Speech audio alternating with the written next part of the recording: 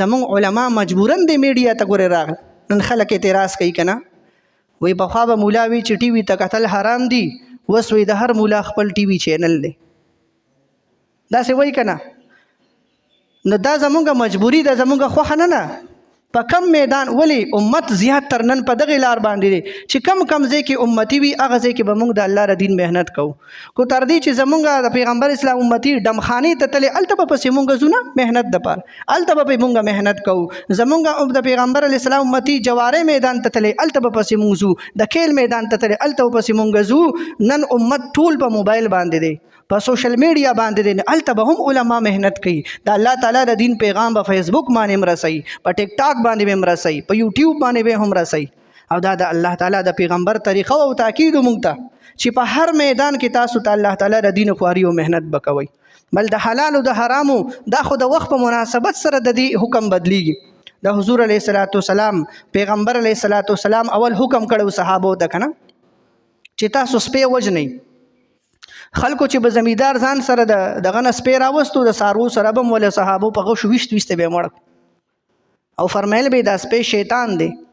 دا فتوا نبی علیہ السلام ورکړې وه.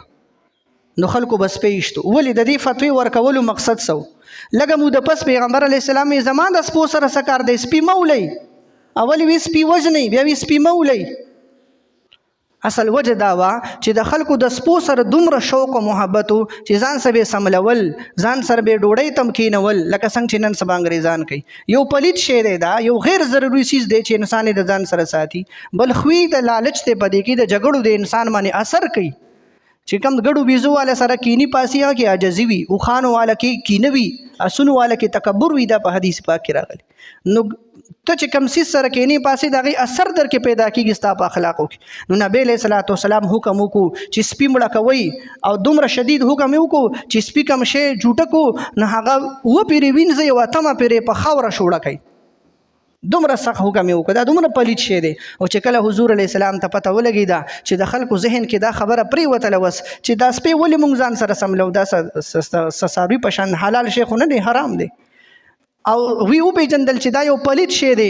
نو بیا حضور علیه السلام حکم بدل کو، خپله فتوی واپس واغستله. وی زما د سپو سره څه کار دی چې سپي وژنو؟ سپي کو څوک څوکیدارۍ له ساتي دي، کو څوک څاروو حفاظت له ساتي دي، کو څوک پې ښکار کوي بسم الله دی پې وایي ښکارې حلال دی.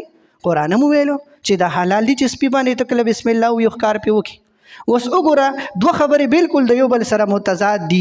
سپی چې کم دی وزنی دا پلیت چیز دی، بل خو سپي سره زما څه کار دی؟ دقه شانتې علما کرامو اول تاسو ته فتوا درکړې وه چې ټي وي مه ګورئ، ټي وي ته کتل حرام دي، ځکه یو خو ستا اختیار کې نه دی، ځکه چې څوک پې څه چلی هغه نور خلک دي، تا ته به پې غلط څیزونه ښیي. پردۍ زنانه به پې ته ګورې هغې ته کتل حرام دي، تصویر سازي هغه حرامه ده، نور فحش څیزونه پې چلیږي هغه حرام دي. خو چې کله مونږ وکتل چې په دې سکرین باندې خو غیرو زمونږ نه قبضه وکړله، په دې سکرین په ذریعه سره خلکو مسلمانان د خپلو عالمانو دشمنان کړل، د دې سکرین په ذریعه سره دغه غیرو خلکو په ذهنونو کې غلط نظریات واچول، د هغوی اخلاق یې خراب کړل، د هغوی عادات یې خراب کړل، د هغوی نظریه سوچ او فکر یې خراب کړو، او ټول امت دغې طرف ته لاړلې. نو مجبورا علما وي چې تاسو اوس په دغې باندې محنت کوئ.